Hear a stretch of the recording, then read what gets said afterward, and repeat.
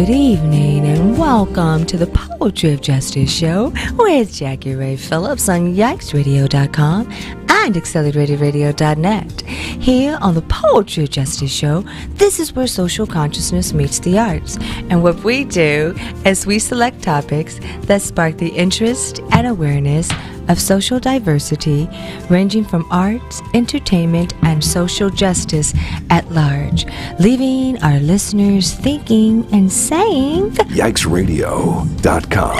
Ladies and gentlemen, those are the sultry sounds of our mentor, the Mr. Kevin Nash. And Mr. Kevin Nash is the owner of this proprietorship here at Accelerated Radio and YikesRadio.com. And I always like to take the time to give him a very special shout out and just let him know how much we appreciate him and what he does. And if it wasn't for what he does here, it'd be so impossible for me to do what I love to do on Saturday night. So I just want to give him a very special shout out.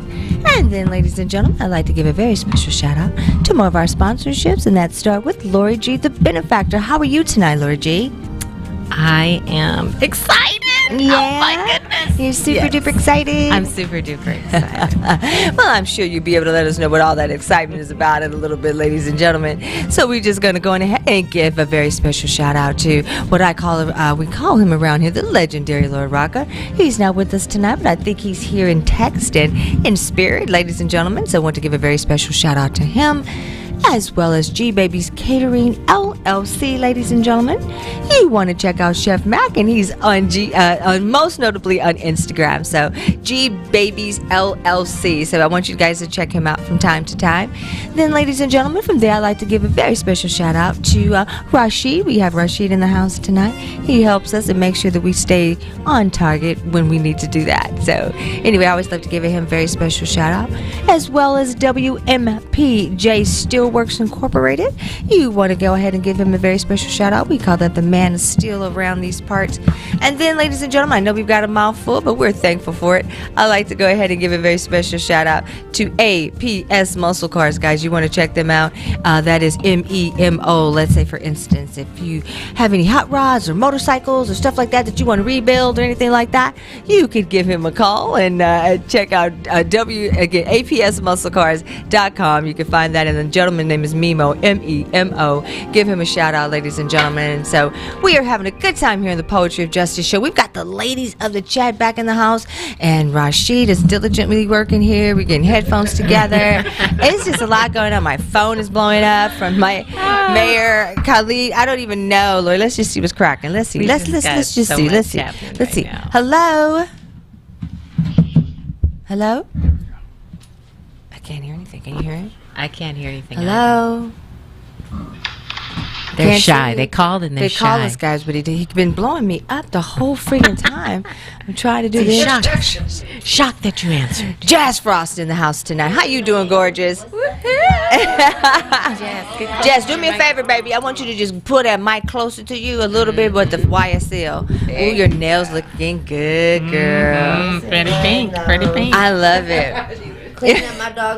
Cleaning up for my dog today. My nail popped off. I was like, really? Right. Don't you? What type of dog do you I have? have a Frenchie. It's a pocket Frenchie. She's my 6 God. months, and we battle with each other every day. So it's a learning experience for both of us. Wow. What about you, Tanya Michelle? How you doing tonight, gorgeous? I'm doing good. No complaints at all. Not at all, huh? It's so good to see you in the studio tonight. Good to see you too. Yeah, Shelly C. How you doing, pretty lady? What's up? How you been? It's so good to have you back in the studio. How are you? It's good to be back. I am doing wonderful. Man, Can't complain. it's Saturday night. You know what I mean? It seems like it takes so long to get to Saturday nights again. You know what I mean? We have so much fun. But you know what? Tuesday nights are really freaking hot, too.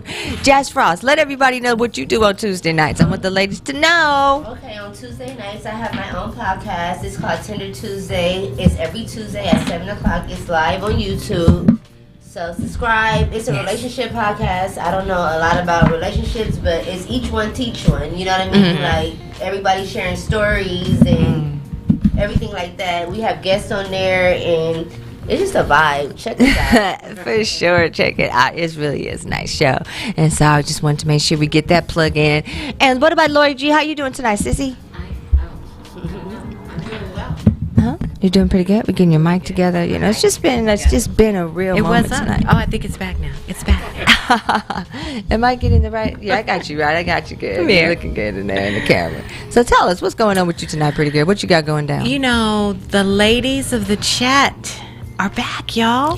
They're back. We're so happy to have you, ladies. We missed you so much. They took a little bit of a hiatus, but guess what, y'all?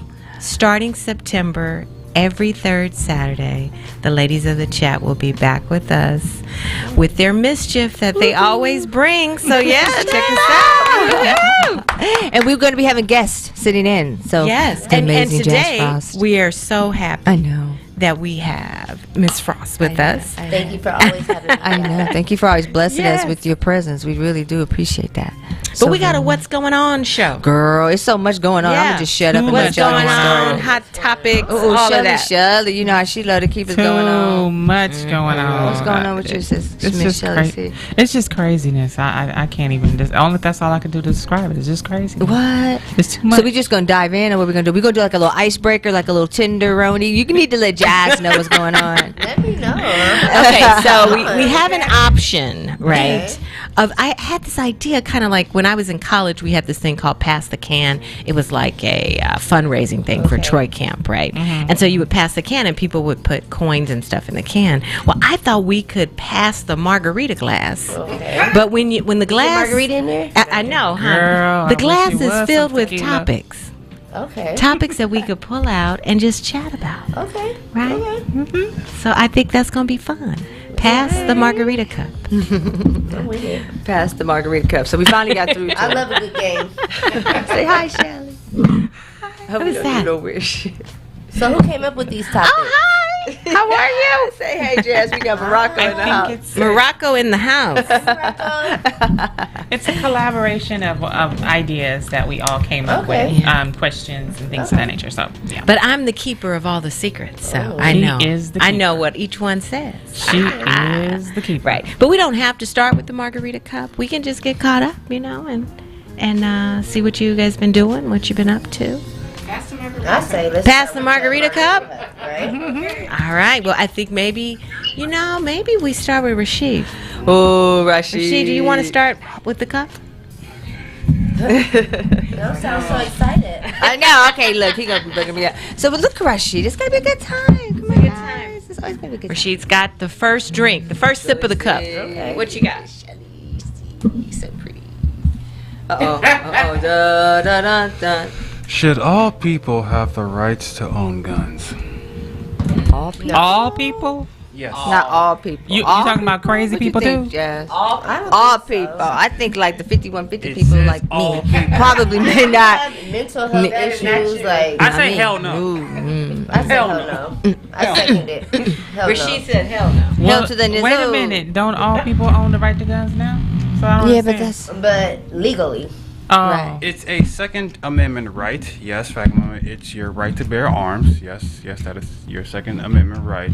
But at the exact same time, Second Amendment, there are certain gun laws that have been put in place, Second Amendment, where it's illegal to like modify an existing shotgun, AR-15, add an extended mag to a Glock. My Jesus. So, and I believe there are, in certain states there are bans on like assault rifle weapons, which I think California has one for assault. Really?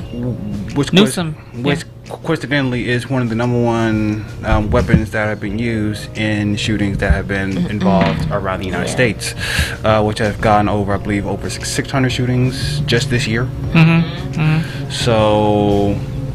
So yes, not everyone should have the right to own guns, but will people own guns? Or illegal?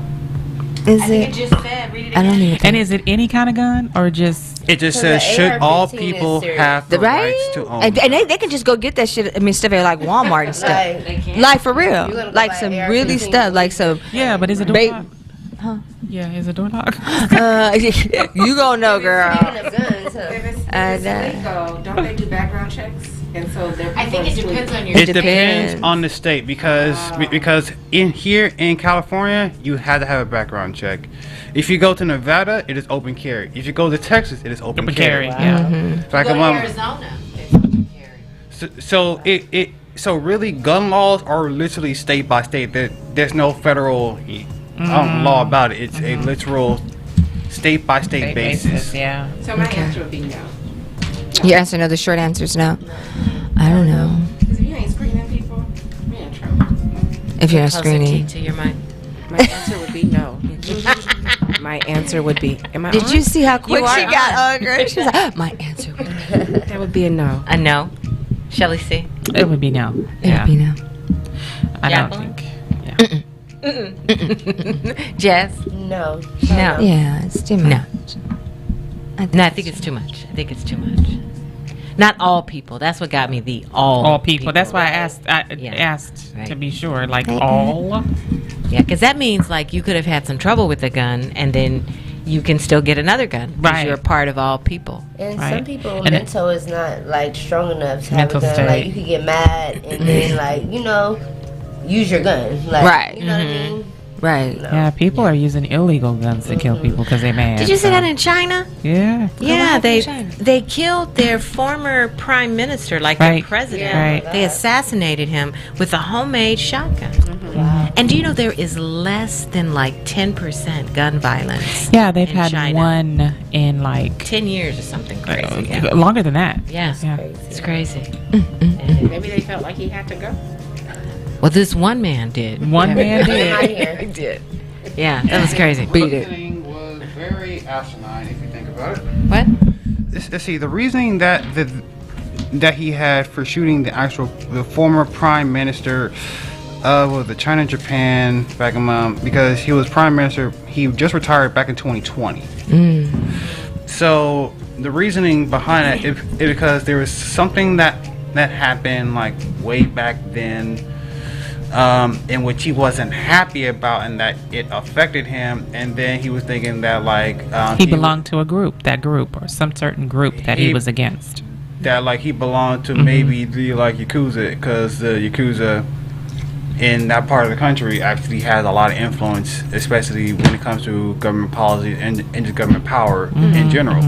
But because like if you have a powerful group, they can actually easily influence, just like, say for example, the KKK back when they are a semi-powerful group here in the United States, but they still have pieces in place in certain political positions. Right. Same thing with the Yakuza. Back when they have certain pieces that are in power. Back up in Japan or China, Asia. To where back in moment they're able to actually have influence on certain situations, while still being able to do their business and not have any repercussions come towards them. Right. Well, it's kind of like the same thing here. I mean, you got people in Congress who believe that the Democrats molest children and suck their blood. You got somebody crazy that believes something like that and wants to kill all the Democrats. Like, you have people that are not stable. And please, that was not anything that I believe. I'm just putting it out there. That's not something that I believe It was Japan. about the Democrats. But I'm just saying there are people who actually believe crazy stuff like that. And there are people that think they should protect children at any cost. So you could have somebody crazy enough to do that. I mean, I might get in trouble for this, but I mean, the people that stormed the Capitol is crazy. Girl. Right, Jazz? Absolutely. I'm just saying that we They're gonna be trying to crazy. worry They about believe that. whatever that man said. Told them. Yeah, it was kind of cult-like, right? It's cultish. Kind of cult-like. Absolutely. So they believe, Which is stemmed by racism, in my opinion, which really speaks to the climate of America, and it can't hide itself from its origination, right? And it's Yeah. getting worse. it's getting worse. Yeah. Yeah, but when you're talking about that, Shelley, and even when you were saying, this is where I struggle, because he was saying that this was asinine, the reason why he killed the guy, right? But is it, and this is just to throw hot sauce on this topic, right? Is it really asinine when you feel like somebody offended you and that's what you want to do, regardless of their title, right? In his mind, in their mind, whatever they did, they thought was right. Right. For whatever reason. For whatever reason. I think that, how do you get around that? And I think what Lori was saying is, it's the fabric of America, how you're raised and how you're brought up. Those things are traumatic and need healing. But in his mind, or even in my mind, 3 years later, am I still probably mad at somebody? I don't know. Do I want to kill him? Maybe not, because violence is not in me. But do I want to talk to him? I think there's different levels of responses, right? Based on. I think there's also like a disregard Yeah. for humanity or human life. Right. I can be mad at you, but I'm not that angry. What gives you the right to take someone's someone's life? take someone's life. Who makes you how that mad person? you are? Like, you know what I mean? Like, Yeah.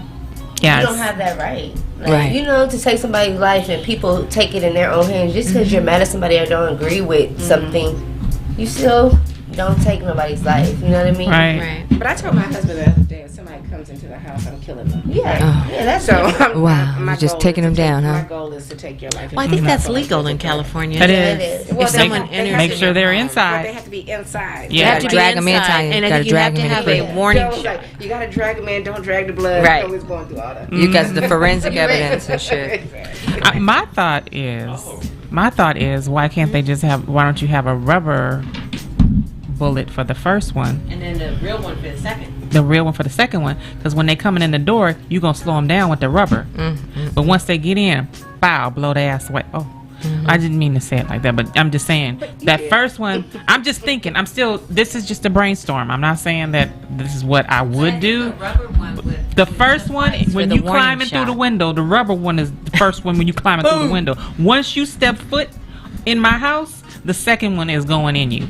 I feel like in circumstances like that, like, you don't really know what you'll do because you're trying to protect yourself. Right. You know what I mean? And your adrenaline. So, like, You don't. your Your adrenaline going, like, adrenaline. you might not want to kill that person, but you're defending yourself. So, at the end of the day, like, you're in my space. You're in you know? survival Survival mode. mode, yes. Yeah.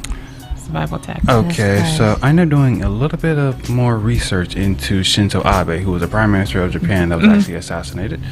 So they're saying that the motive wasn't Yakuza related; it was church related. We know people crazy Well, with church. When they, So She did not just say that, ladies and gentlemen. Jim Here. Jones. You think Well, that's about- true.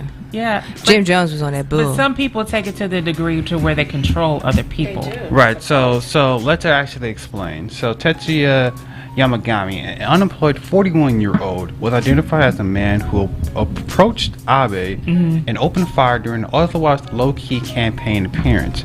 Yamagami was arrested at the scene and is being held on suspicion of murder. Yamagami's animosity towards Abe was first linked to the Unification Organization after news agencies reported he blamed Abe for promoting the church. This upset him because his mother had been pressured into giving a large sum of money, leading to her financial ruin. And apparently the large sum of money was like $772,000. Whoa.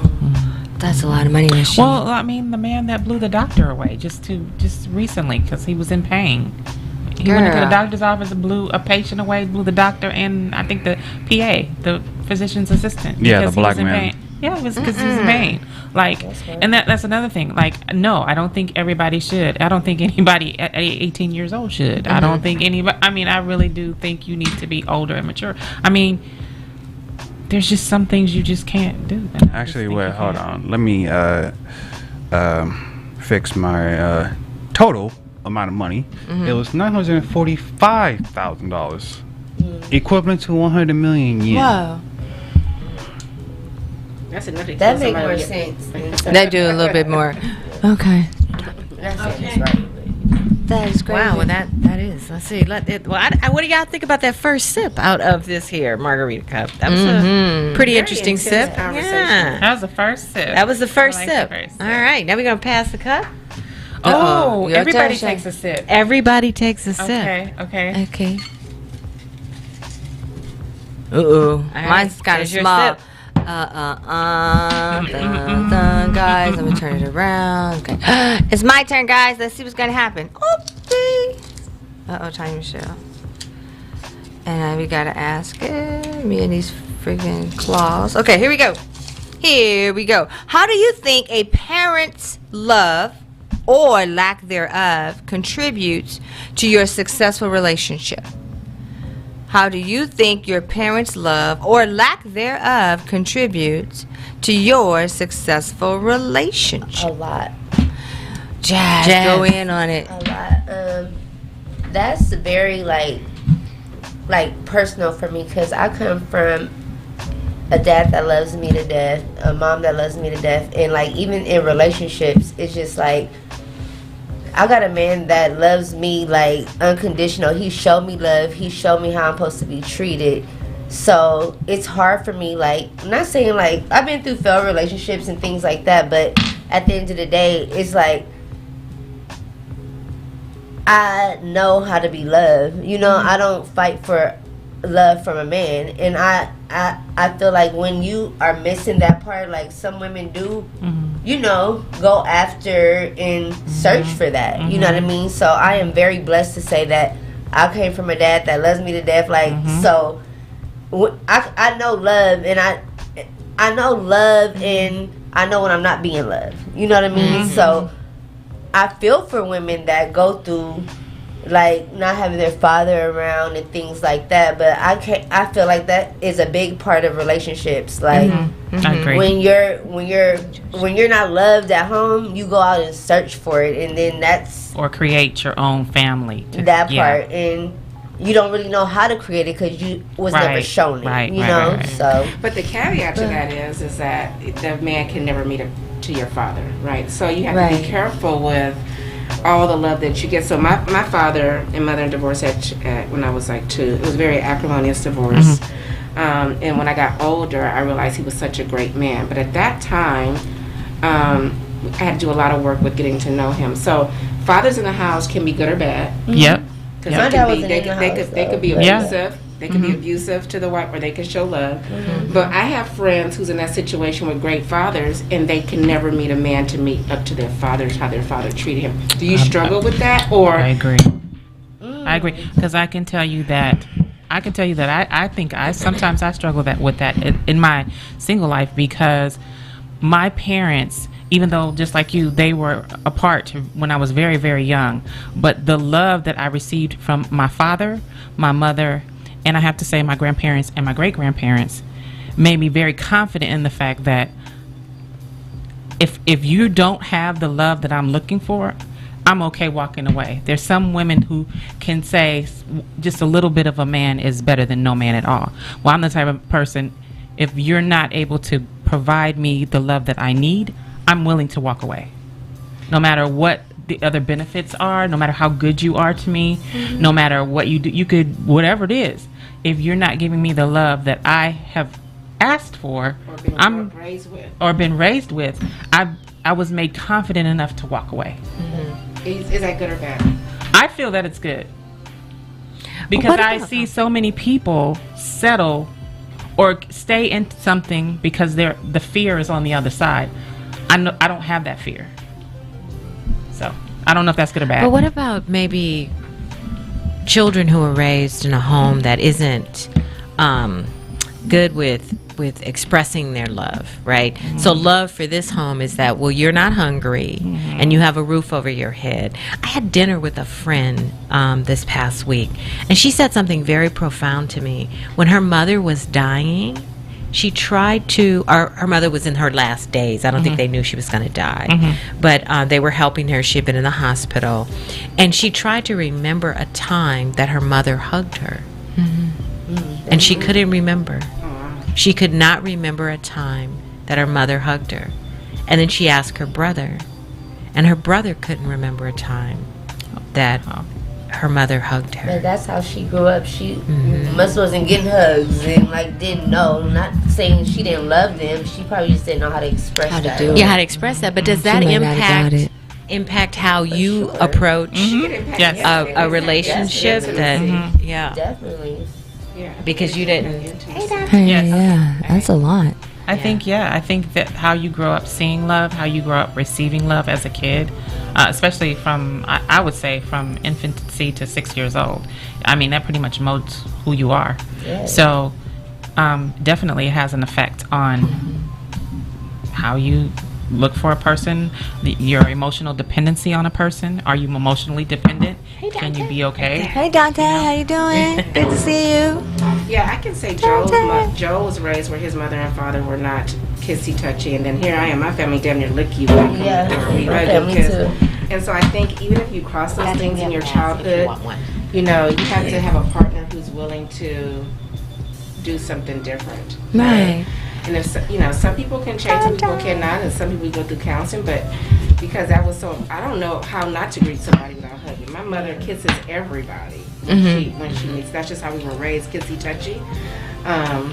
But that's just not how everybody was raised. Yeah. So here's a question though: do you think a person who was raised kissy touchy, right, can figure out how to have a fulfilling relationship with someone who is not? Yes. I think Tanya touched on it. I think before when we were talking about the languages of love. I think you have to learn if you're communicating with each other. This is how I grew up. I grew up hugging and kissing everybody, but this person says, I like it, but it's just a little bit too much, or I need more of it. If you're communicating your language of love, I think you can adjust to that person, but you need to know. You can't just assume that person is going to hug and kiss you all the time because that's what you got from your family. And I think that goes with maturity, learning the other person's language of love and communicating. I feel like I would need that. Like, I couldn't be with nobody even if he's not like that. Like, you have to learn how I need to be loved at the end of the day, because I want to hug you, I want to kiss you, you know what I mean? Like, that's how I grew up. So I could never be with nobody who would, no, I don't get a kiss, I don't get a hug. Like, I don't you don't say I love you when you get off the phone. All my family members, when we get off the phone, I love you. Yeah. Like, that's how we do. That's how I was raised, So I couldn't be with nobody who, that's just. But what happens sometimes when the person just really doesn't know how to love? They wasn't loved. Let's say they wasn't loved. They don't really know how to show it. They really just truly do not know how to show the affection. Yeah. So do you think that maybe that's like that relationship that you wouldn't want to enter, or do you be in that relationship and just try to understand that the person doesn't really know how, but the way that they give is the best way that they know how to give? Does that make sense? It makes sense. So I think I would communicate what I feel, what I'm feeling, or what I need, and then if he adjusts to it, he does. If he doesn't, I need to see whether I can deal with him not being able to give me that love. Because if I'm not getting what I want in this relationship, why am I in it? Dante, we want to welcome you to the panel. Dante. How you doing? Good. How you doing? I'm great, man. I was supposed to be here way early. I asked Rock about the time, like at 1. Then I passed out and woke up when it started. Oh, wow. Yeah. So. Yep. Nah, but I like the subject matter so far. Yeah. From little bits and pieces of what I've been hearing. Well, what we're doing is we have our margarita cup here. And so everybody's taking a right. sip. I was like, what? You're like, what? We're giving out margaritas. I was looking for margaritas. So everybody's taking a sip from the margarita cup, Okay. which means you're going to pull a topic, and then the panel's just chopping that topic up. All right, I'm with it. Yeah. So the last one that we just you walked in on was that if someone had a family that didn't really display love, right? Does that affect a relationship that that person has when they grow up? Every time. Every time. Yeah, I think depending on like how you seek love, it always comes from like your first examples of love. You know what I'm saying? So it's always like how you grew up, because essentially when you fall in love, you return it back to like that place. You know what I'm saying? I feel like from my experience, women who had problems with their fathers and this, that, and the third, they seek like more nurturing, like type love. They need that extra security sometimes. Just because you looked at as like a man, you You feel me? So it's like they already have a certain outlook towards that might be damaged a bit just because of what they've been through. You know what I'm saying? So they look for that extra comfort, that extra security, you know? Or if let's say like me, for instance, like I'm gonna use myself as an example. Dating in the past used to be hard for me because me and my mama never really had a relationship like that. So my love came from like my grandmother, because my mama never raised me. She had me when she was like 16, 17. So you know, I never had that love from her. So being that my love came from my grandmother, I would always seek like more traditional women. You know, like I wasn't really into like a new era, that whole, you know. I automatically was more old school with it. I automatically had chivalry. You know what I'm saying? Same here. Right. So it's really literally like, to me, however you grew up and how you got that love initially is like what you're gonna be looking for, basically. You know. Right. That's true. Okay. Well, let's keep the cup going. Pass the cup on around. It's your time for a sip, Shelly C. See what you drinking. What do you think the difference is between romance and affection? Uh-oh. I don't know. This has got Tanya Michelle all over it. That wasn't. No. It looks all like you, darling. But you know I do. That's why everybody did look at her. I know. It wasn't me.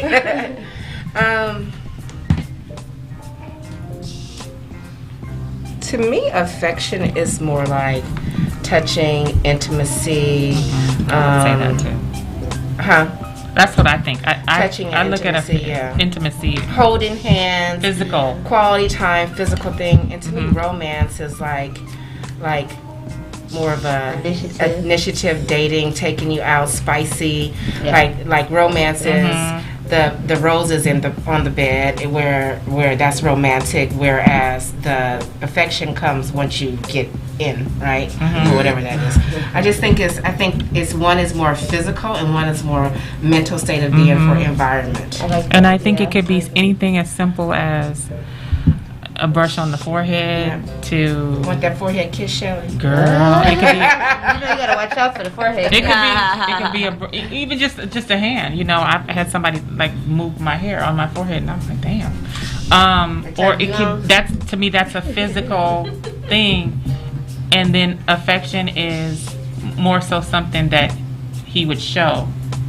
You know, what, like you said, roses on the bed, or fly you to another state or another country, Or surprise you on a date, or buy you something special. Yeah. Jess, I agree with what the ladies are saying. Like, I feel like affection is more like Tangible. like touchy feely. Romance is more like thought out. Kind of like, oh, I'm gonna do this for her today. I'm gonna send her flowers, or I'm gonna take her on a date. Like, that's what affection is like. Okay, we together. You give me a kiss. Like, I text you, like you said, move your hair out the way. That's affection. Like, or even just a romance is, touch. I feel like it's more thought out. Yeah, or even just a touch, like if someone just touches your hand or your arm or something. To me, That's affection. Right? Yeah, that's affection. Which one would you prefer? Ooh. Which one would I prefer? I'm just as a general. Girl, they got to be both. I want both. What about you, Dante? What you think? I prefer. I'm in 100% agreement with all of that, but romance for sure is like a continuity, and affection is like right in and there type thing, you know. Like I'm probably both, honestly, because I like to get out the boring. Like when stuff get too boring, that's when I get like spontaneous. Yeah, and I spice it up. Yeah. You were saying, yeah. What about you, Shelly? You like the spice? I like this. I told you I like all of it. I like it All both. of it. I like it all of it. I like the combination, just not just one. Right. But if you had to pick, If I had to pick, that's a hard one. I think I would pick affection. I think I would too. I would. Because the material things you can get yourself. Yeah, they're fleeting. Yeah, You can romance yourself. You can go buy your own. can. You can go buy your own shit. I have a friend who does that. She sends herself love. Yeah. I've seen people do that. Yes. That's the best romance, though. Right? Or even go to like the flower mart and buy Who knows you themselves better some than you? flowers or something like that. Yeah. Run your own bubble bath, things like that. You can do that yourself. Yeah. Self-care. Rashid, you weighing in? He said no on that one. You said, Yeah, give a dang on that one, sissy. What about you, sis? Yeah, I agree. I think romance is, as you say, panel, more planned, right? It's kind of more crafted. But I think it's generated from your commitment to affection, right? Because I think with our affection is where we create, in my mind, we create our level of intimacy, right? Our level of closeness. That's how we go about deepening our connections and our relationship. And through that, the act of that deepening are these romantic gestures that we're inspired to do because of the depth that we've created. So you're saying if there's no affection, there can be no romance? Not for Lori. Now, maybe for other people. I agree. there I can agree. be.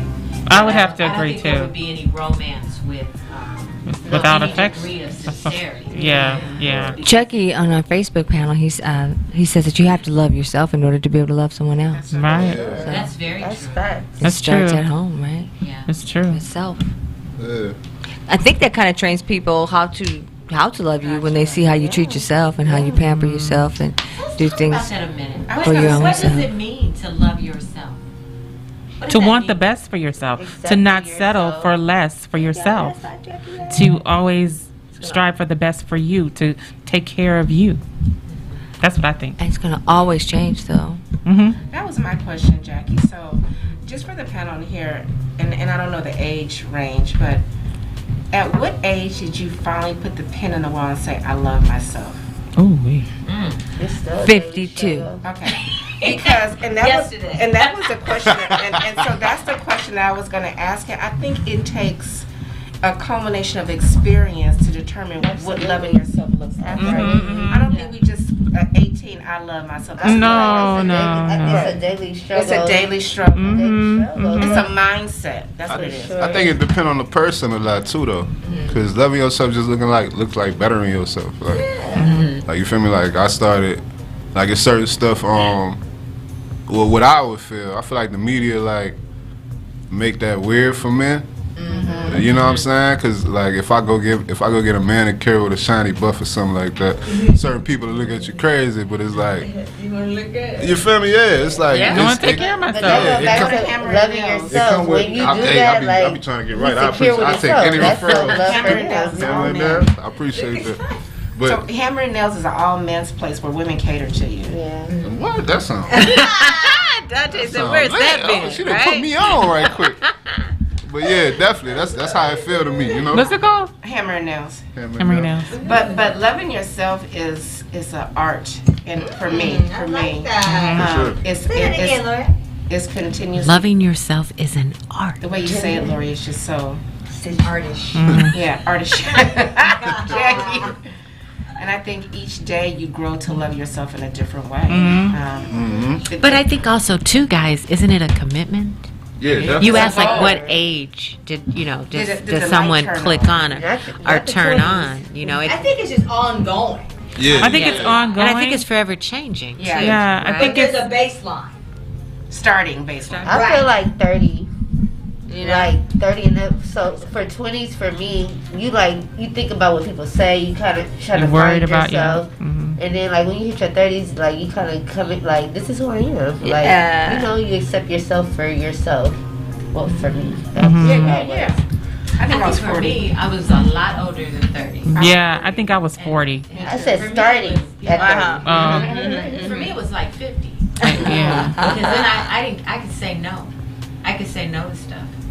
And Yeah, no, I it was 40 before I could say no. It was 40 before I could say. Yeah, for me, I'm a giver. That's who I am. I'm a giver, and people will ask me to do stuff, and I give even though I didn't want to give. It was a Right? pleasure. It was inconvenient for me to give. And then one day when I turned 50, I woke up and I said, I No. known it. No. I said my first no. Not in a bad way, but this this doesn't work for me, and it provides me with inconvenience. Right. And I think for me, that was my first step towards saying, I got to take care of Lori. I got to be realistic about what I can do and about what I can't do and about what lessens my stress. And what I want to do. What lessens my stress was Mine big was- for me. Mine was 40, so I wanted to go to Washington, and Joe didn't want to go, and I had never traveled without my family, except with you guys. We went to our trips, but outside of that, I had never traveled without him. And he was like, "Well, I don't think we should go." And I'm thinking, I'm going. And so it was this. That was the first time I traveled by myself without anybody. I was 40, and it changed the trajectory of my independence, what I was willing to do for myself, being comfortable in making decisions, and being comfortable being alone making your decisions. And so I think mine was 40. And then I was like, fuck them 40s after that. Excuse me. It was like, just like whatever after that. Yeah, I think I had to start. I've always felt like someone else always had to take up for me or protect me. But then once I got, and then I start slowly getting into it when I was in my late 30s. But when I got to 40, no, I'm not doing that. It's the best feeling ever. Or like in Tanya's case, yes, I'm going. It's so liberating to say. I want to go. Yeah. I have two ways to say no that are very elegant. I'll share it with you guys. No, not today. No, not yet. No. I took it from an old friend. He's a good friend of mine. I'm not going to say his name, but he's just, no, I'm just not going to be able to do that. Does your no have to have a reason? No. You try to put nobody the a reason. reason. in it. Why do we do that, Jazz? I don't know why we do that. Like justify. Like I'm at the point. I don't want to justify. Like no, Yeah. I don't want to do it. Like I don't have to explain nothing. I don't want to do it. Yeah. It's the best feeling. I love it. You know who said? But you have to watch because people will trick you into, they'll be like, well, why? Why you don't want to? Trickery. Tell you why. I just don't want to do it. So Joy, you'll ask Joy to do something. She taught me this. Joy, can you do something? No. And kind of stand there like, Explain to but me. why not? And I think that was like a mother-daughter type of thing, and not recognizing that she was, she was a young lady. Adult, yeah. But for me, it was like, well, you're not doing nothing. Why can't you do it? And I was talking to my sister and friends, like, does no need a reason? If she doesn't want to do it, and I had to adjust because she'll say no, girl. She learned it at 20. She'll say no in a second and won't even try to make you feel comfortable with her answer. Because when people say no to you, it's very uncomfortable depending on what it is. Why? And for me, it was with her. But now I'm like, you know what? You're right. You don't need a why behind your no. Right. That's like breaking traditions type thing, though. I feel like.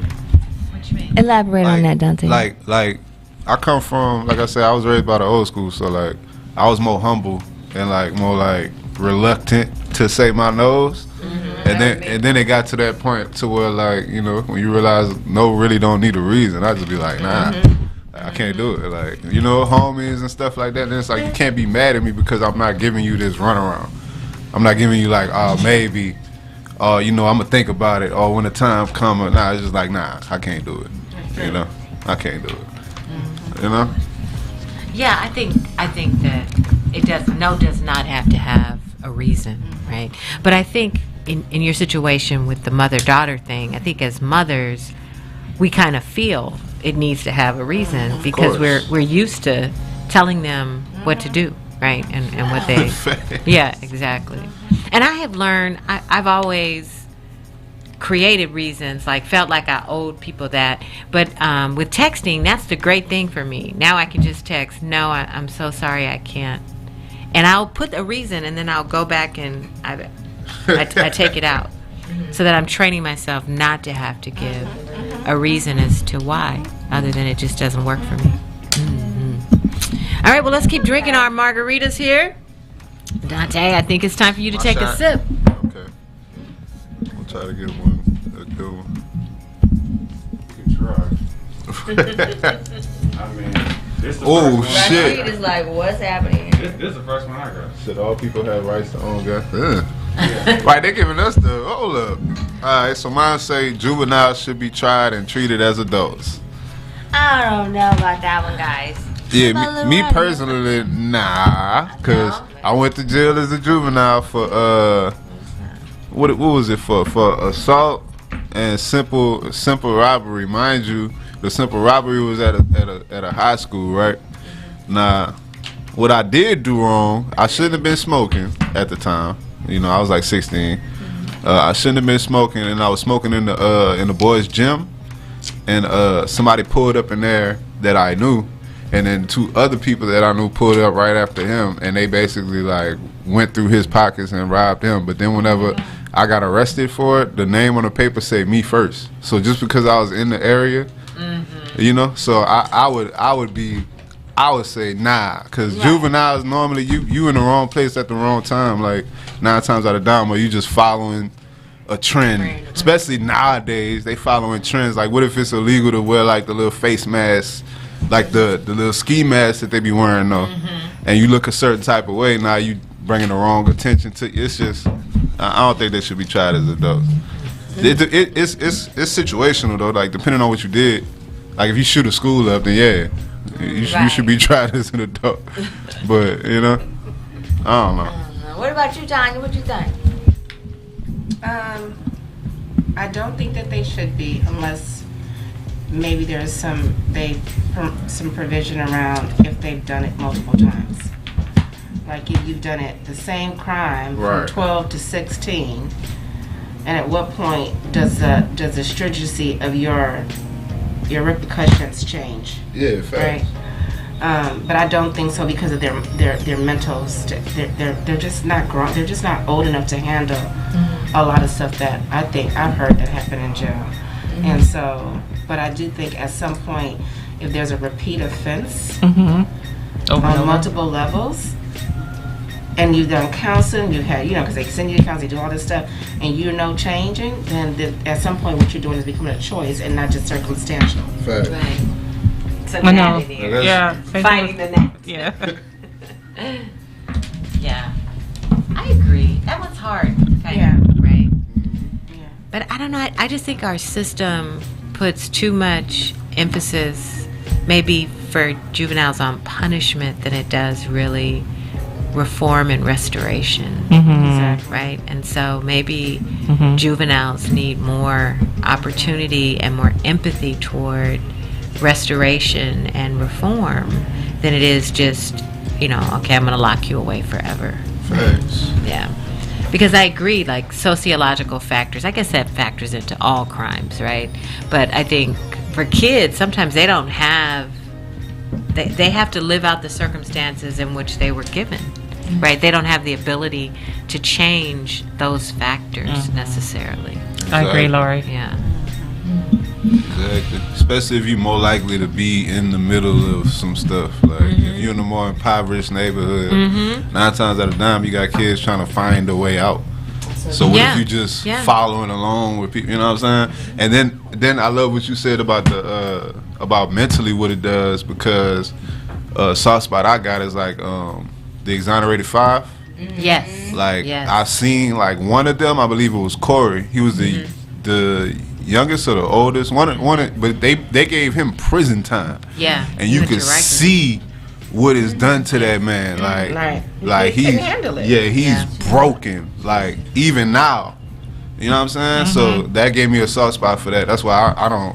Yeah, but if it's back to back and repeat offenses and stuff, like, okay, that's what you do. Right. You know what I'm saying? Yeah, like, that's who you are. Yeah, but other than that, I don't think that's not right. Yeah. Okay. All right, Tanya Michelle. Time for a sip. Time for a sip. And we want to call our listeners, call in, talk to us about some of these topics. Call us at 310-910-9676, extension 1. Call and join in. Okay. What you got, Tanya Michelle? Has the black community ruined their ethical image, which makes it harder for advancements? Say that again. Does the black community what? Has the black community ruined their ethical image, which makes it harder for advancements? I hit you somewhere. Ethical I'm like, That spoke to Dante. these topics is hitting hard. Ethical image? I don't think we make any image of ourselves, honestly. You gotta think about it, since blaxploitation, like other people been making images of us. Right. You feel me? Like, they find a liking even in rap now.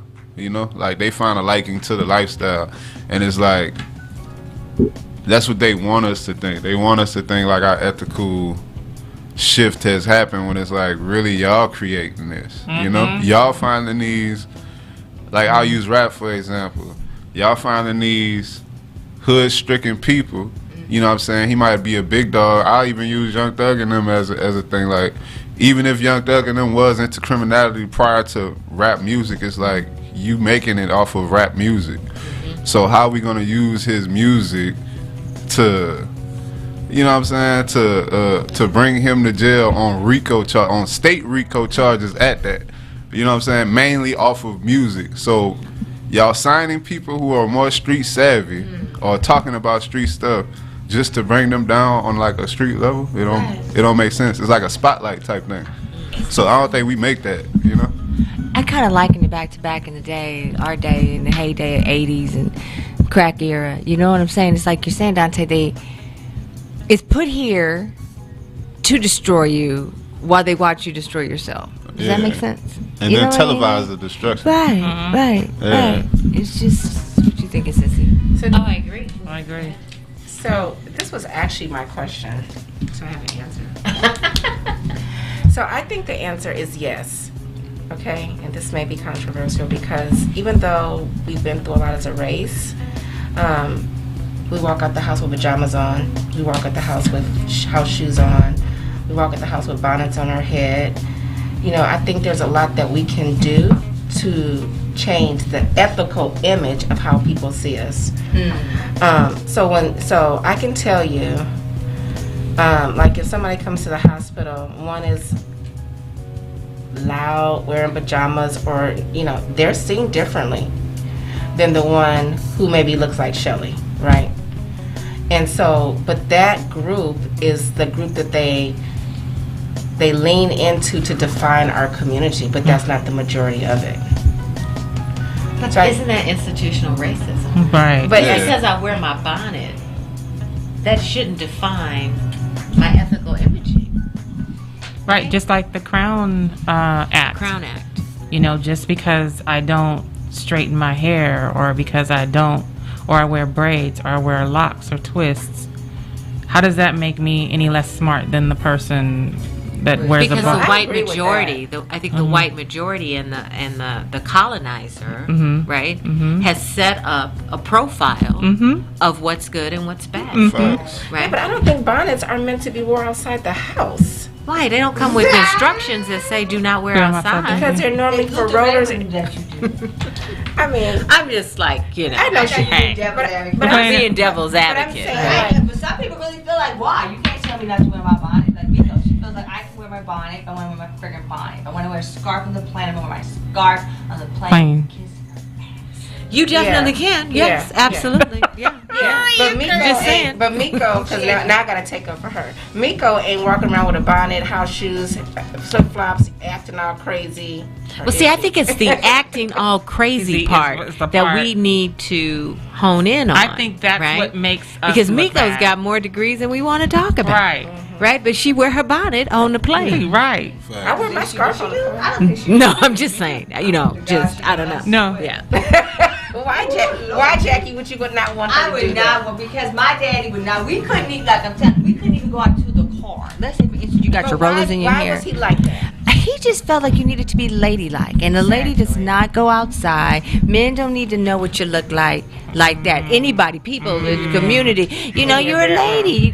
You would be like, Daddy, I just need to run to the car just to get my book. And I'm talking about the car is in the driveway. It's not on the street. I mean, you got to just walk out the door. 10 steps maybe, You had Lord, to get dressed on the to go porch outside. just to get something out the car. You don't even think about it. You be like, nigga, But I was he- know, 'cause was he right right? now, I'd be Was he better. I think so. I think he was. I right. do. Maybe I just wanted him to be right because I loved him so much. So I don't know. Well, I have to be able to go to the drive. I have to be able to go to the driveway. I just do. Yeah, you can go out there, Shelly, and I'm no scarf on. You are not walking I one have step to. I off have to that, be able to out go that to the door. driveway 'cause I On just that forgot porch. It's something not in the going car. down. Nope. But I have to admit, I don't know if it was old school or whatever, but my grandmother and them, they were like that too. Like, you can't just go, if you just walk with somebody outside, you cannot walk outside with your house coat and some rollers in your let me hair. tell you, my Oh mother, yeah, no. my mother, My mother, I think You could not do because that. we But talk people about- do that now. I think when we talk about institutionalizing stuff, back in the day, the women just dressed differently. They presented themselves differently because how you looked was how you got into stuff and how people perceived you based on your looks. Right? My mother to this day will still put a freaking girdle on when she gets up and go places. Still wear her stockings at 86 because when she was raised, how you presented with yourself was everything. People didn't even know if you had or had not if you dressed okay. And she is a stickler to that to this day. And she I love the old school. But I think and we were too, right? But I think that was a way for the black family to strive and function within the racist rules and norms and cultures of America, right? Yeah, is that probably we had to look more like them, that made them feel less threatened, right? Yeah, I think it do boil down to conformity in that sense too. Like it's kind of, I'm kind of in the middle with it, cause I was raised, like I say, that is kind of crazy to like come outside, you feel me, pajamas and this, that, and the third. Right. But it's like depending on where you at, that's really the norm. Right. Like Right. if you on the east side of LA or somewhere like really deep, like in the hood or somewhere, that's regular. Norm. Yeah. That's regular, you know what I'm saying? I do. And I have to admit, I'm going to confess here on the POJ show. I was watching the news, and you guys may have seen this. It was a lady, someone stole her car, And she was interviewing. and she was interviewing, and she had on a purple bonnet. And what you say, Lori? And I should not have said this, but the only thing I could think about is My why God. in heaven's name is They- she outside with her bonnet on? No, you said to yourself, why did they pick her to interview? Well, her baby was the one that was stolen. I'm glad she got the baby back. It was in a high-speed chase, and Right. she was running to get the baby, but she had on this purple bonnet. But But I feel bad about someone. myself because I'm contributting to those images. Just right. But is that I wrong? need some work. Or do you know that? That's wrong. I know from my EDI training. man, I feel I know like from all the stuff You know I've done what? that's wrong. Yeah. It's wrong. Listen. I'm just telling you. The Shelley, the your E- HR, isn't that wrong? It's not. That's wrong. It's wrong for you to not hire somebody because they look like that, but it's not wrong for you to Well, have that it's thought not- about the general public. It's not. Yeah, it I don't ain't think it wrong. has to do with the hiring, I but think it's it's your wrong. preconceived notion about them, right? It's not really not because it's not. It doesn't have to do with you not hiring them. It's your already preconceived notion that you're already discriminating against this person because of the way they. Well, look. I'm not discriminating against her, Yes, but I'm you are. always I'm making Everybody that I'm wears a making a bonnet, Lori. judgment. I'm making a judgment, right? It's like what Dante said. For her community or her household or whatever, this is how everybody do. Right. Who am I to say, why do you have that on your head? It's like when some Lord, body interview. You are I'm discriminating just against saying. bonnet she wearers. probably ain't had enough time to put her Public Sunday bonnet best wearer. on though. Raise your Like, hand if you don't discriminate. Raise your I don't hand discriminate. if you're not racially biased. yeah, If you're not racially biased, raise your hand if there's some point where a group of any culture comes by and you may second guess them. Skinheads, African Americans with their, what are we talking about here? We're not, this is who we are as humans. Raise your hand if you've never done that. I mean, I've done it before. Yeah, definitely. What's wrong with it? But as long as you don't do it in the There's a work- lot wrong with it, T. There's a lot wrong with It's it. part of who you There- are. I have to work As long on as me. you don't stop them from getting to where they need to get, you can have an opinion about something. But we don't even know if she had time to put her Sunday best on. Like somebody, You don't have to put your somebody- Sunday best on. somebody, I'm just saying. somebody took her baby. You hear me? Like, She at the 7-Eleven getting a Slurpee. What That's is- how they got the baby. what it- Because oh, she was okay. in there in the store with the purple bonnet getting a Slurpee. So it wasn't about putting on the Sunday's best. I'm just saying. I feel like why would Kool-Aid you and a be in pickle is 7-Eleven? involved with this. Well, why would Oh, what is that? What you doing? like what did she get from the store? Now that I don't know. What is he doing? You know what I'm saying? Racial profiling. Nah, I didn't profile. What he said? He feel like a pickle and some Kool-Aid. A pickle and Kool-Aid. If you went to the store, you went to the 7-Eleven, That's racial and you feel me, and your bonnet and your pajamas, you was up in there getting some kind of snack, a hood snack preferably. Okay. Can I be honest? For real. Can I be honest? There Yes. are other races that are out there with bonnets and with pajamas on. Oh yeah, never. A lot, but for some reason They don't get judged as they don't get judged as hard as we do. That's very true. That is Shelley. That's very true. Which is why 'Cause I think your mother still wears her girdle. I shouldn't be saying this, but yeah, why she still dresses up. And it's probably why when I go to work, I'm still in a suit. In my role, I'm in a suit every day. Or why I only wear braids in my hair in summer. See? Well, I thought In it was the just summer. to say cool. No, Because No, for my job, I'm always kind of worried about that. Now that there's the Crown Act, I don't have to be. No, but, you don't. But when you get into You higher should be- administration, people make judgments yeah, they make judgments about you, no matter what the They laws will. and say. the They Crown will. Act don't stop the judgment. It doesn't. Yeah, I don't think no. it does. Is it the same thing with locks and stuff though? Because I've been turned around just for having locks. Like it don't matter my background, nothing. You know, I've been turned around just for that. Mind you, it's not like that like in the South. Like this is damn near like everybody. Right, Everybody got this. You know what I'm saying? But I come to LA where the norm is probably like a low Caesar. You know what I'm saying? And I do. I get looked people at different. make judgments. Yeah. So I can dig that. People do make judgments, but I know that Now, do you think as an HR professional, those judgments seep over into the hiring and promotional process? I do. I've seen it. I've seen it. Yes, I do, and I've seen Maybe it. unconsciously, unconscious bias. So that's why I wait till after I'm hired, and then I wear my braids. Right. I wear the wig, straight hair, whatever, Comfortable. Right. and the suit. Once I get the position, you get And suit, and I dare you to ask me about my hair once I'm hired. I mean, you can't. that type of talk. What does my hair have to do with me performing the duties of the job? Right. It doesn't. Right. How does that affect my performance? Right. So It won't, long as you're intelligent and you get the job done. So let you not be. yeah. Right. That just sounds like a just image complaint. That's what that sounds like.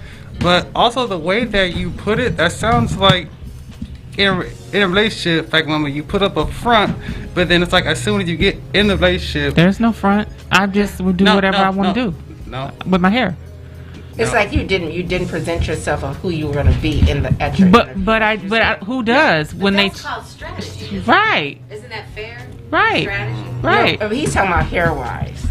If you wear braids all the time, then you go to the interview without braids. That's what you're saying? I can say it like that, yeah.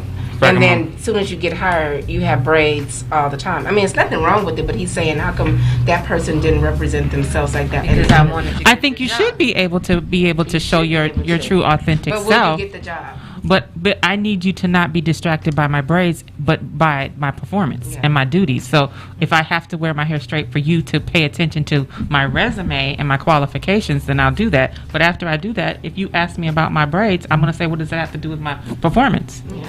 One thing I like about Kaiser is that Crown Act probably had nothing to do with it. People wear braids around here. Same I, here. as an executive administrator, I don't feel comfortable. I just don't. Because as they Doesn't go up certain levels, I don't see it. Yeah, but I mean, And I think like at my job, lots of people wear braids, right? I just, and speaking to, I think my rearing, my background, going back to your mom, and those definitions and images. And when I am in those rooms with senior executives, number one, I may be the only, if not maybe one other person that looks like me, and that other person clearly ain't got braids. So it becomes something that I just personally am sensitive to. Yeah. Right, I and understand. sensitive to. I think because we know, we know that it impacts you. I think I want to say I think sometimes it happens in particular employees where I see it shift. I'm just going to tell you what I witnessed. I'm not saying this is my opinion or anything, but I'm telling you what I witnessed. I think sometimes it trickles down. So let's just say, Lori, someone hires a boss into your spot, right? Mm-hmm. And that boss is black, and that boss wears braids. Do you feel more comfortable maybe months down the line saying, oh, okay, my boss got braids, so I can wear braids, right? Mm-hmm. You would be more comfortable with that, right? Because I've seen that. I would happen. say yes, right? Mm-hmm. But I have seen that, like for where I work, it's not always where I am right now and who I'm reporting to. It's really 3-4 report structures up is going to determine how I succeed within this organization, at least at our university, right? So even though I may have an African American manager that I'm reporting to, I'm really not looking at that level. I'm looking at who is that person reporting to and who are they reporting to? Because for us, it's all networking. Yeah. I mean, when you get to a certain level, at least at our institution, I don't get promoted. I don't get promoted so much by filling out the resume and applying for, you know, a vice president job or whatever I'm really looking surprised. for. It's I'm pulled up. I'm pulled up because you know the work that Lori Fisher can or cannot do. And that she represents the brand. See, this is the thing. You're representing the brand of the organization. I could say Kaiser is really... That's why Coach O didn't get the job. Right. It was his brand. It was his brand. Back in the day when he was... My CEO, my CEO that I report to, and I mean, Lori and I have talked about that, is that one thing she has made me, and I don't want to turn my back to you, really understand is, what is your brand? What is your brand? And where do you want to go, and what is your brand? And, you know, how do you represent yourself in that brand where it can speak for itself? And I never thought about that. And Lori will tell you, I was quite angry when she first came because she's a, you know, whatever. But that's so true.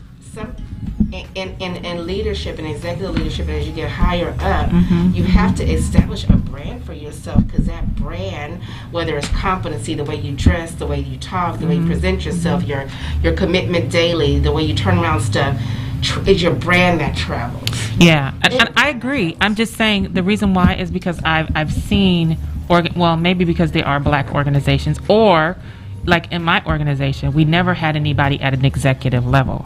Now we have a VP at an executive level that wears her hair natural. And I'm seeing more of our employees that go out and meet clients wear their hair natural, because that CEO has made it more comfortable for them to be their true and authentic self.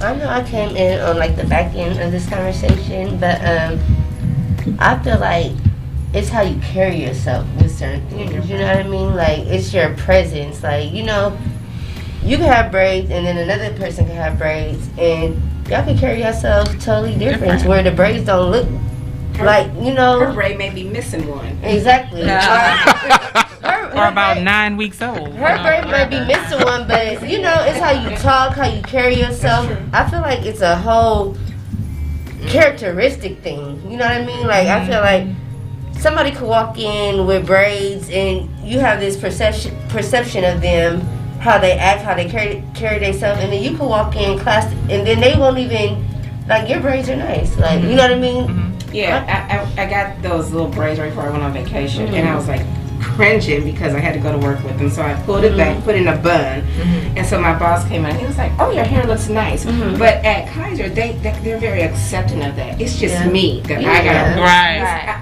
you know, because it's just me. I gotta work on me, and I'm not accepting of myself like that, of me, in an executive role. Right. Because, you know, and like I hired somebody, and I have been, and she was like, "You hired me," and I said, "Yeah," and you got to make sure that you represent, because I don't ever want it to become a time that you don't represent well, and then you mess it up for the next minority that needs to come in, right? Do you? That's another question. Do you think we have an obligation as people of color? I do. To It was forced. take on the images of what people perceive about our entire race? Hell You know no. what? I do, but I don't like it. I've been on both sides. I've worked for, when I worked for a firm, a law firm. You know, they were very big on what that person looked like behind the desk, because they're the first person that people see when they walk in the door, the receptionist. So it was very clear that they did not want the receptionist to be old. It was very clear they didn't want the receptionist to be fat. They wanted her to be attractive. And Do you think that's a bad thing, though? yes, when they tell discriminatory thing, isn't it? But for me, like, we all have businesses. Like, you know, some people have a vision for their business. You know what I mean? Like, okay. You don't know Booker Wolf.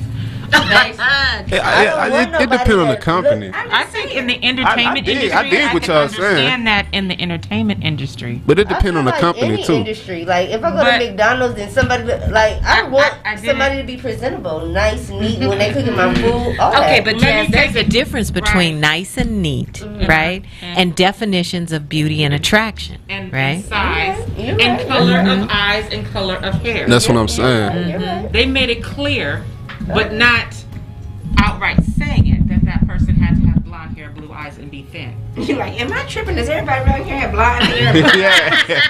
No, That But part. that's their brand. But that's how they want to run their business. That's their brand. Like Yeah, it's when it's a company. I'm not saying but it it's was not, heartbreaking it's right, to but, me. You know, some people But it was just wanna run their heartbreaking to me to see I'm sure. very attractive black people or Hispanic or people of Yeah. all nationalities, Yeah. very attractive, thin or whatever, but they had to have blonde hair and blue eyes and be thin That's not the business you and below a work certain for, age. They though. could not be mature. That was their word. Couldn't be mature. They had to be. But, But be Can stupid. you can't write that down in a job description, no, can they're you? telling me. I'm the recruiter. Oh, they're telling you. So ethically, what do you do with that? I still interview all races. I ignore it. Oh, okay. And you allow them 'cause to you're make not, the Yeah, decision. because you're not going to put that on me that I hired that person. Right. So I'm going to give you 3 different people That's right. of 3 different races of whatever. The qualifications is what I'm looking at. Here you go. And I do make sure that there's all different types of people in there that are qualified. But just to tell me they have to be they have to look a certain way, I have a problem with that. And that's why I left. But I like the way you answered Lori's question. You said, I do, but I don't like it. And I think that's the truth. We know that it exists, but it doesn't feel good, right? Right. I know that. I if did, but I don't like it. I'm the only black executive at Kaiser at this one. Well, across my peer group, they just hired one. And I feel like I have an obligation to represent a certain way. And I don't know if they had any other applicants. I don't know. I can't answer, but I feel like I'm obligated to present myself in a certain way to open the door for many others. And since I've been hired, there's been 2 other across Kaiser that have been hired in my position. I don't know if there's correlation, but I would hate to have been the one to create an image where they felt like, maybe that we don't want to deal with. That because it's just the reality. It's painful, but I do feel like I have an obligation. Like I said, I know it's a reality, but I don't like it. I don't like it. You should be able to show up as your true and authentic self. How do you think the racial reckoning that America has experienced with the George Floyds and the Ahmaud Arbery's affected how hiring practices and opportunities and industries are opening up to hear more voices of I think color? more African Americans are getting hired. That's what I'm seeing. Facts. We had white jackets for Black Lives at Kaiser. Or although we put on your white jacket, we got in the courtyard, we sat there and we had open discussions about it for months. It was when I first walked in, it was so very uncomfortable because it was so new to me and I was the black one in the room and we were talking about this, right? So I'm like, I don't know how to show up here, but I do think that it's created a conversation. I think that it has for some groups created some. They know that some unfairness and some injustice has occurred, and they're trying to do better. Because I do see more being hired. Do you feel like it's forceful though? Like, that bothers me. But does it matter? Yeah. Does it We matter? should. I know in the Bixie should. I feel like it matters because it's like now you're hiring more black people because it's the right thing to do. Like No. Yeah. I disagree with that. I think we're hiring more people who are actually qualified. That we're looking at. Qualified. No, There's but a I'm lot of saying- black people that's always been qualified. No. But they looked over us for so long. That exactly. So now, this is forcing you to take a look at everybody, not just the ones that look like the way you want them to look. Is what I'm saying. I know. In my opinion, just because there's more blacks, I'm sure they're not going to hire people, especially incompetent. But it's forcing them to look at the more talent that's out there, the talent that they normally would not look at. I think. I just don't feel like it's genuine sometimes. You know what I mean? Like, you have the qualifications, you know.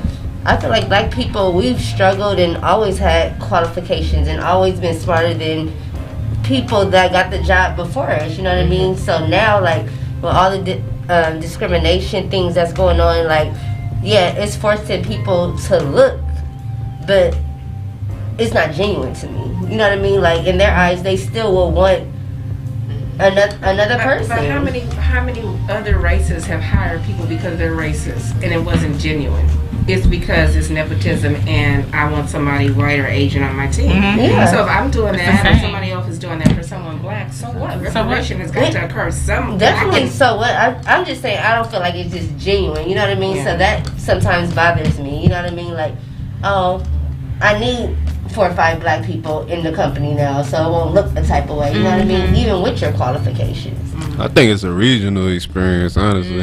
I don't think it changed that much, realistically. Like certain, but outside of like the marketing, you know, and stuff like that. Because I remember whenever Black Lives Matter was like really, like everything was towards us. Everything was sold to us. You know what I'm saying? But I took a recent trip to like Atlanta. Man, there's black people doing all kind of stuff out there. Like it just depends where you at and like and like what you see. Cause it's like it's crazy out there. Like it's like Wakanda or something out there. Like I've for been real. in Atlanta for 3 years, so it's like a community. Like, black people, like, it's black love. Yeah. Black man's mecca. Yeah, for real. I think in our industry, in the arts, the racial reckoning of the past couple of years has really put a spotlight on what companies are doing and what organizations are doing and how people of color are being left out of that footprint, right? And so it's changed some of the practices around Netflix and Amazon and this massive search for non-traditional stories to be told and to be heard, right?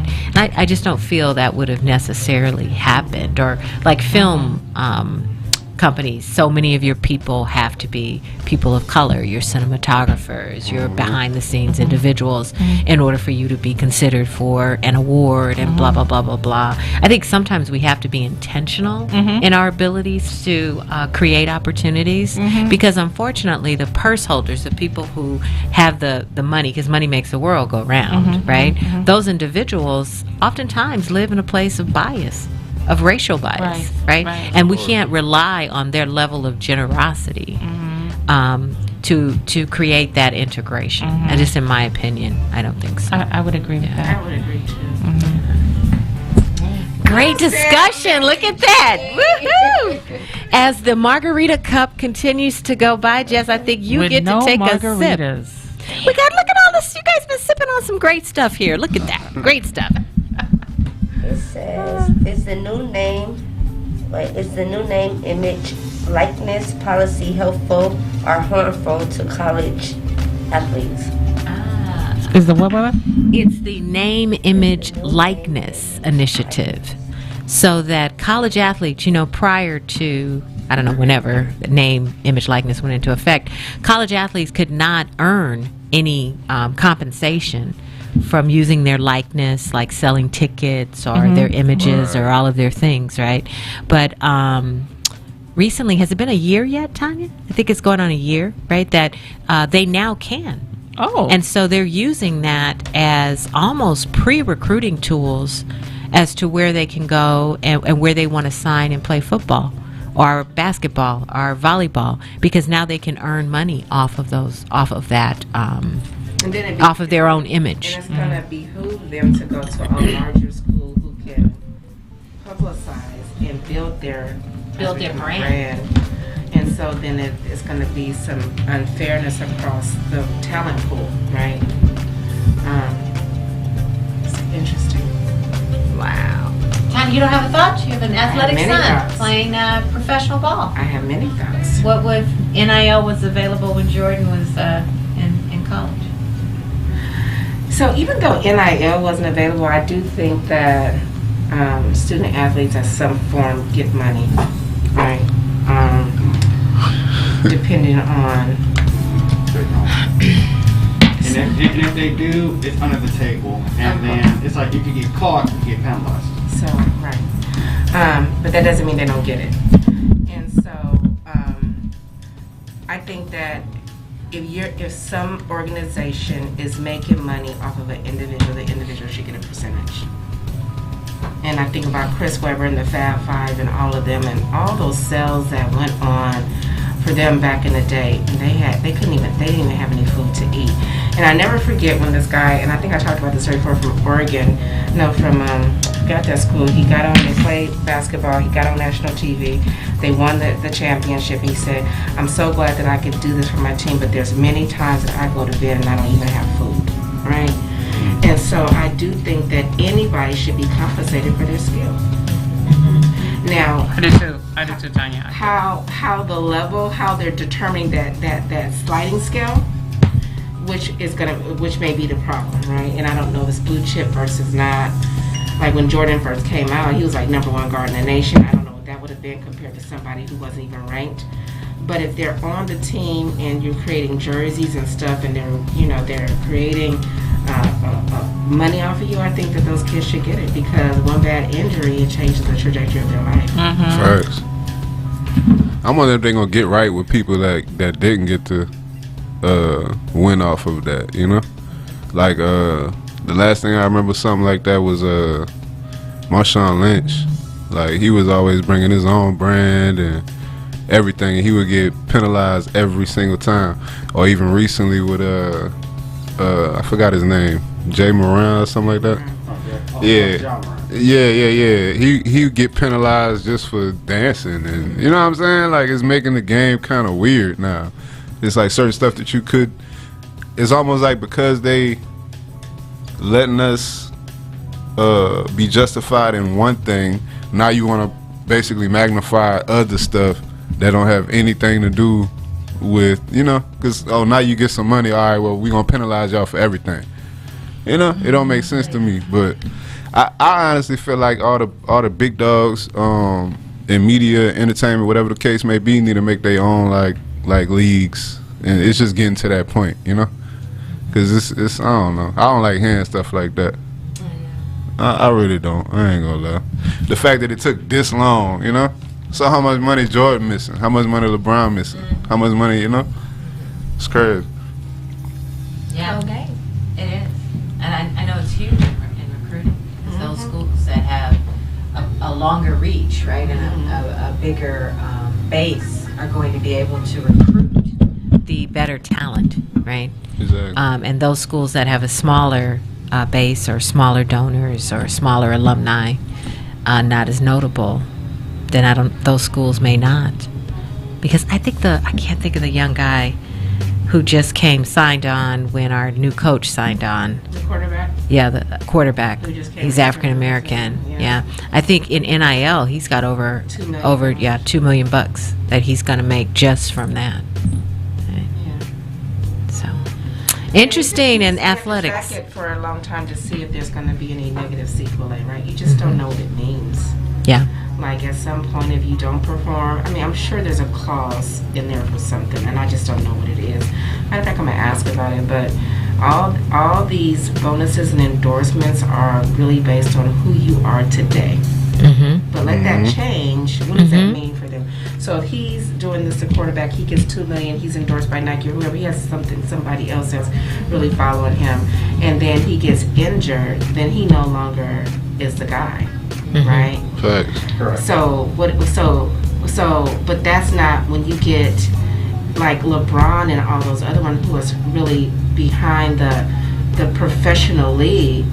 Even though LeBron can be injured, LeBron is still LeBron because he's been able to venture out and do other things. Facts. So they're only limited to certain things under this NIL, which makes it kind of have an exclusivity.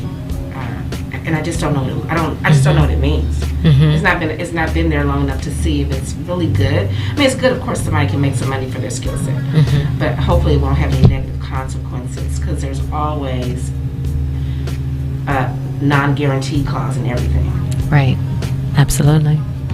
Okay. Well, we'll keep our eyes open. We'll look and see what happens. So, Jazz, you get to have a second sip. Yes, you do. A second sip of the margarita before it passes its way back down? Let's see. It says, should one consider a prenuptial agreement with second marriages to preserve their wealth? Hell yeah. Yeah. Dante said, hell yeah. Yeah, because I think legally you got to be together for at least 7 years for it to even kick into effect. Like you can't just marry somebody and then divorce them the next day and then get half. you mean Well, what about on 90 Day Fiance? You know that Pedro left Chantal. Right. And how long? He has divorced her. How long were they together? How long y'all think was it? How do you know how long they were together? It's been a few years. They've been together a cool minute. Huh? Cool minute. Mm-hmm. That's About 2 years, Charlie. A little bit more than that. Okay. I think about 3. But I was thinking, when you said 90 days, I was thinking of Bilal and Shaida. Where... Who said who? Rashid. Huh? No, you haven't seen 90 Day Fiance with Bilal. any of that bull. You don't what? I don't watch any of that bull. No, she was just saying 90 Day Fiance when I said when she brought it. Show. That is. Yes, it is, Rashid. Anyway, he wants to do a prenup, and I think that's what I was thinking of when I heard that, is that he wants a prenuptial agreement You better get it. That's the African American man marrying the other lady. from Trinidad. And he wants a prenup. He wants a prenup. It's fair. I don't know. And Dante said, hell yeah, he needs it. Yeah, you gotta get. Second marriage or I first? feel like as a man, you gotta get that. Like, and he has if you 2 kids, and so his thing is, which I agree with, Protect the wealth. protect the generational wealth. He's trying to protect the Exactly. wealth for his children. Exactly. So he wants to make sure his children pick up the generational wealth. And so she's having a hard time. What's her name? as they should though. That's like a Shahida? birthright. Shahida? That's scandal as hell. Rashid. She's from Trinidad. Oh, you so It is bad.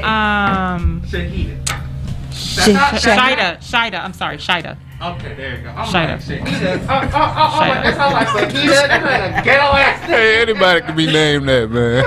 Right.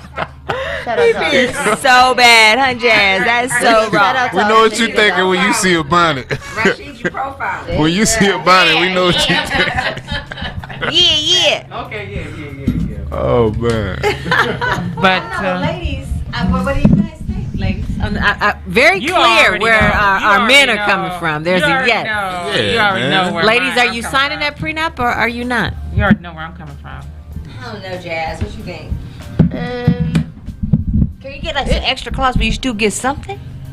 You get something? Don't prenups have Well, like... yeah, no, It you get depend on- something, but what he's saying is because if there's nothing, then she pretty much has rights to pretty much everything, right? Yeah. It's just But protection. he's trying to protect his kids.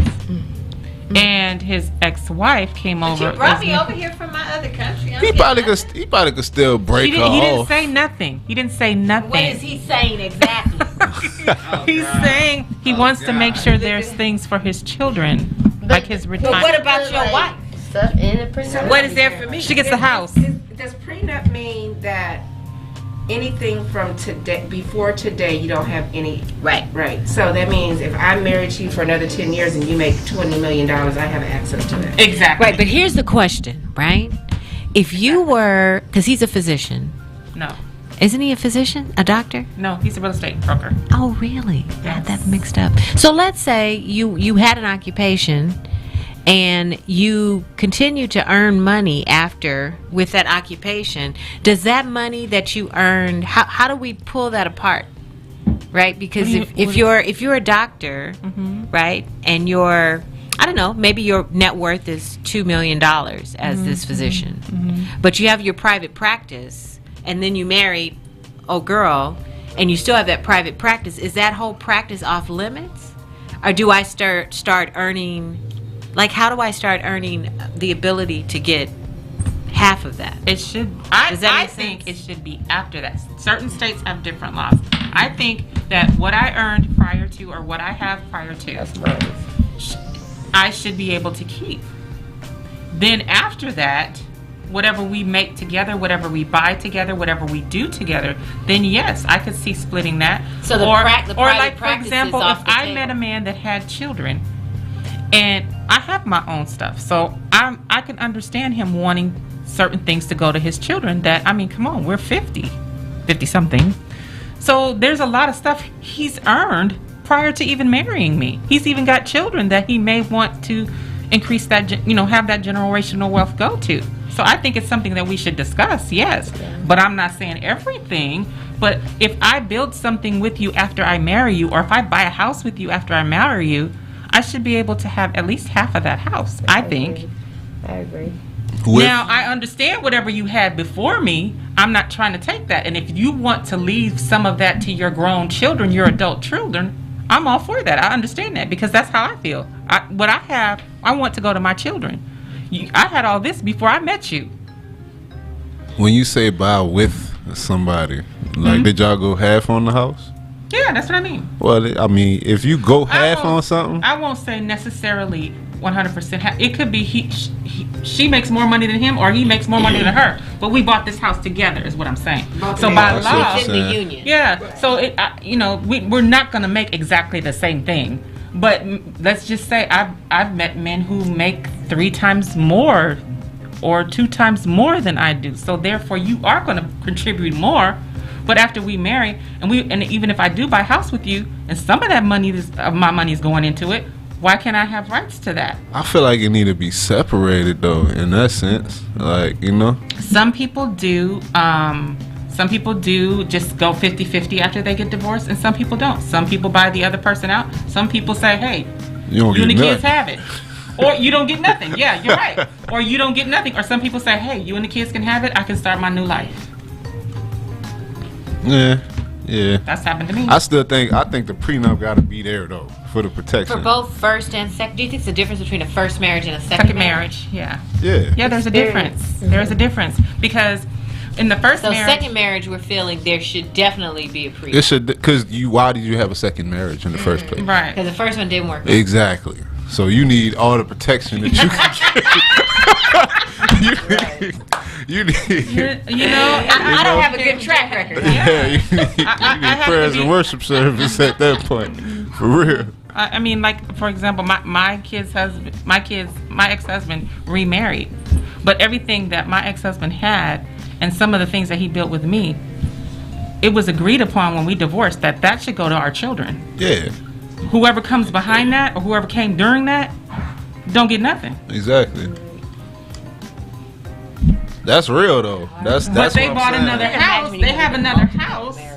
So that she's contributing to, rightfully so, she should be able to have half of that house. But everything he had prior to that and he built with me is not going to her. It's going to my children. Yeah, that's fair. Okay. Tiny, you gonna take another sip?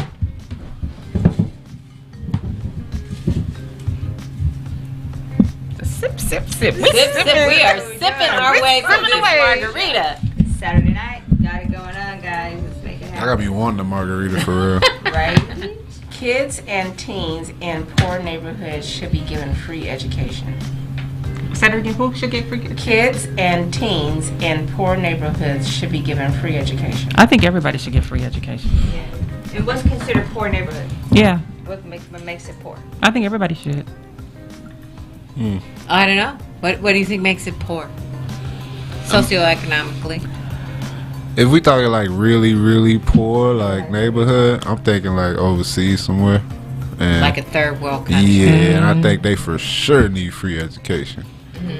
But what about, isn't there places like Europe where education is free? Like even college, right? There's definitely places there's places where it's free.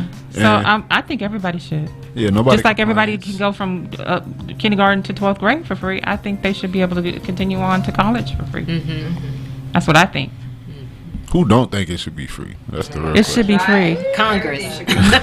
Congress, right? Congress. Right. Congress. Yeah, I agree. I think it should be free. Why am I not surprised? Why am I not surprised that it's always Congress? Go on.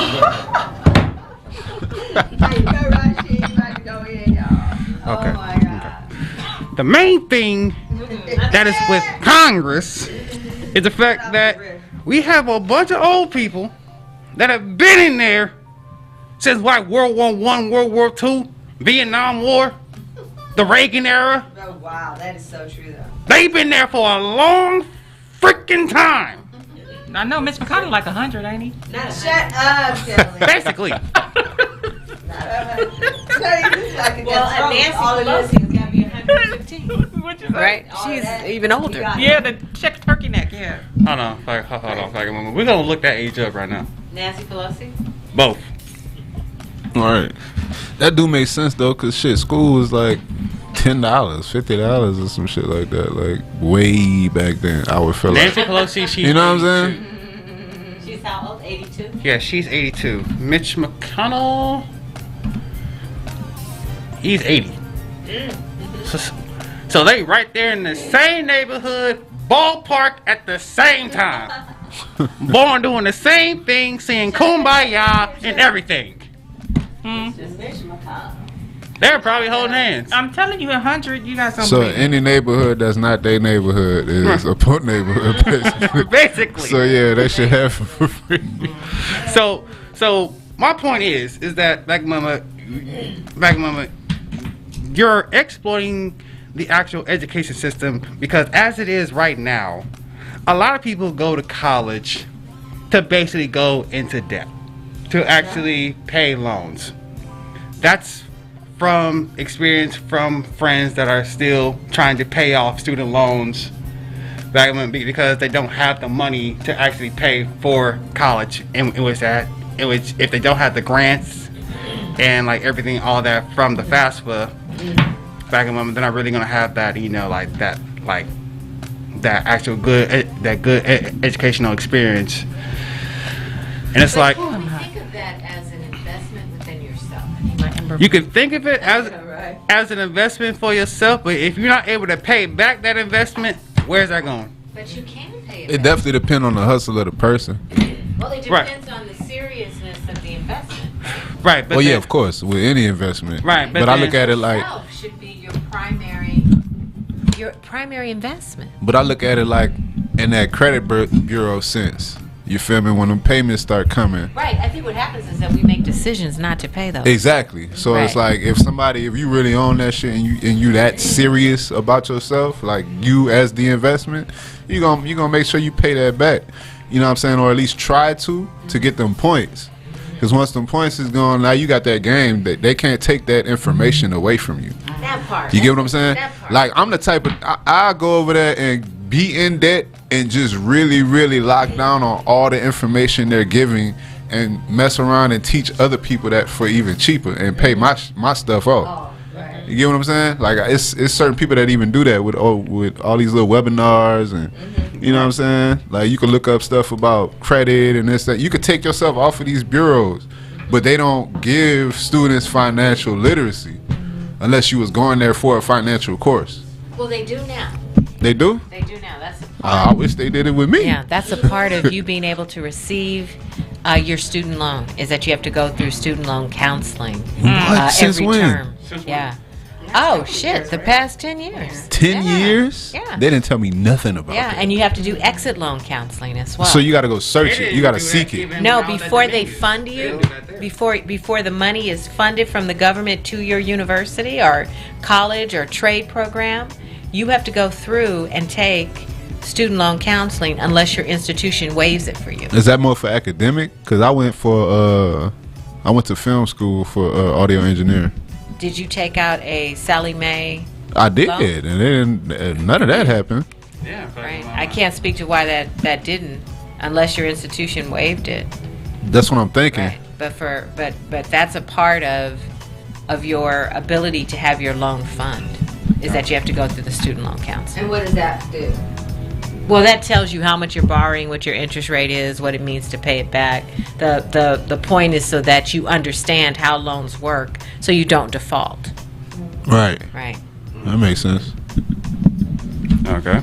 Back in that wasn't an option in like a lot of colleges. I'm gonna just say that right now, because if that was an option, I think there'll be a lot of people that are less in debt if that was an actual option, if that was actually advertised the way that it was presented.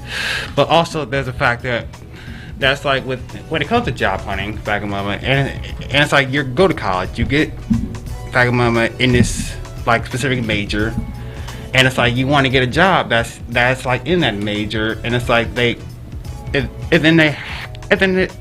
require you to have experience.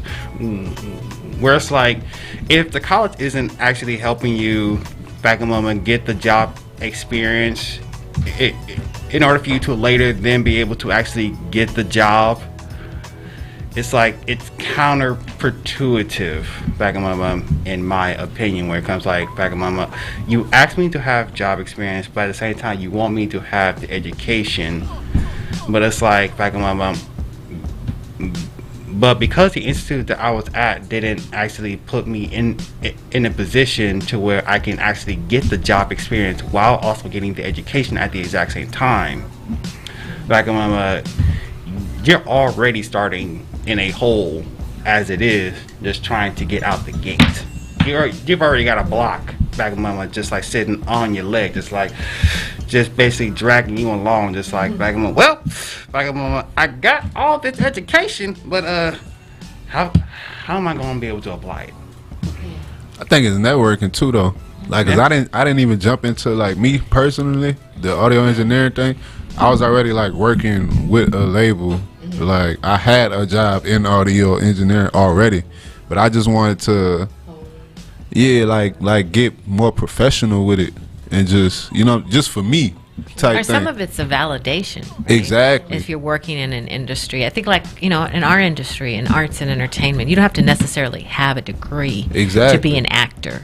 Right? At all, at all. But I think the validation and the knowledge of that craft makes you more competitive. Certain actors going to take that step to go get that. Right. You know what I'm saying? It's just, that's why I say it depends on the hustle of the person, because I feel like for you to really go into college for a specific course, you need to be around that shit. You don't need to just be like, I want to do this, and then have to figure it out. But I think there's also, in my opinion, there's a level of maturity that comes along with going to college. Yeah, definitely. And even though I'm an educator, I'm not an advocate for everyone to necessarily go to college until they're really ready, right? It should not be just like, oh, I finished high school, let me go to community college, or let me go to 4-year because I don't know what my next steps are.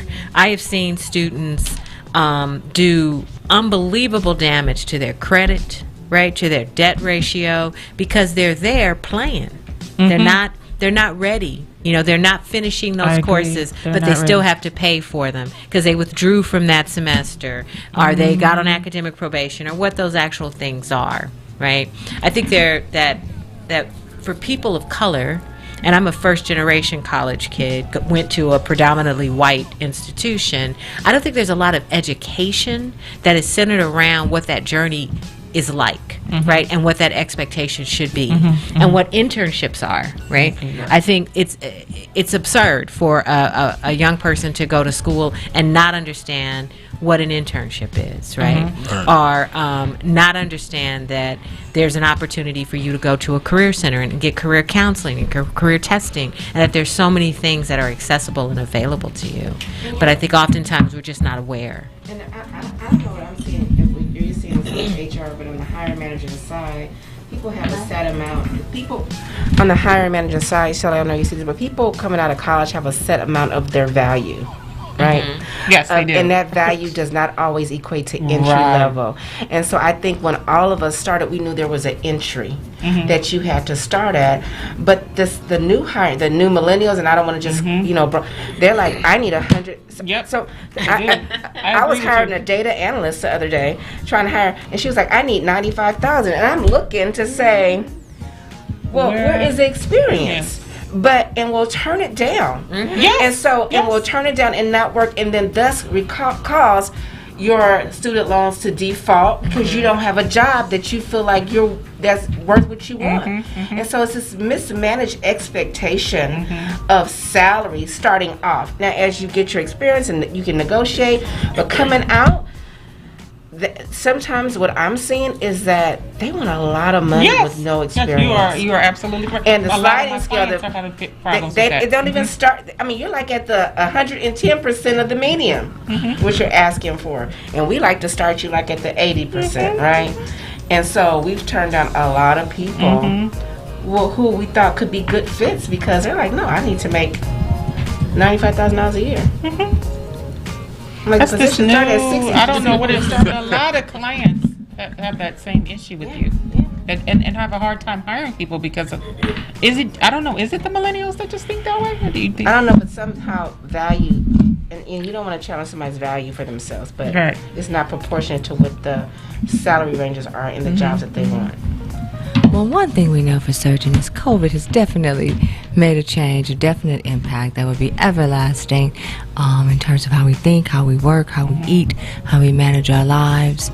So much change. But one thing I just want to say is that we had a good time tonight chatting things up and just communing. I think that's one of the most important things for us in these perilous times in which we live, in my opinion, is to just continue to love each other, commune with each other, and just have that community and just good old-fashioned talk. And I don't know, guys, I'm just having a good time and just, allowing ourselves to feel and communicate and share. I believe those are some of the greatest gifts that we can do and that we can give. We have so much power in what we think. We have so much power. We have a lot of power. I just want to say that. I know, we don't always see who's listening or know who's listening. But there are a lot of people who get good information from what we share, from one way or another, Dante. I still, to this day, you put me on it, you still got to come back on our financial literacy. Oh, yeah, because the definitely. things, I mean, now is the time, too. Right. Are you the one talking about the Bitcoin? Yeah, Dante. Now is the time for sure. And I think realistically, what another thing I love about it is the fact that all this inflation is going up, and now we're hearing about more COVID-19. We looking at some. It's about to go down. Now y'all. is the time There's for you to definitely shit learn. Going on. Because they hiding their money. Elon Musk and all of them, they getting their fucking money together. They keeping their shit. They pulling their money out, and we need to do the damn same thing. We only might have $5, but that $5 fucking dollars is mine. Yeah. Put it in my pocket. You know how I do. I'm putting it in my pocket. I'm gonna good with my money, y'all. But I'm just excited for everybody for joining us here on the Poetry of Justice show with Jackie Ray. Follow us on yikesradio.com and acceleratedradio.net. And we'll be back next week. Thank you.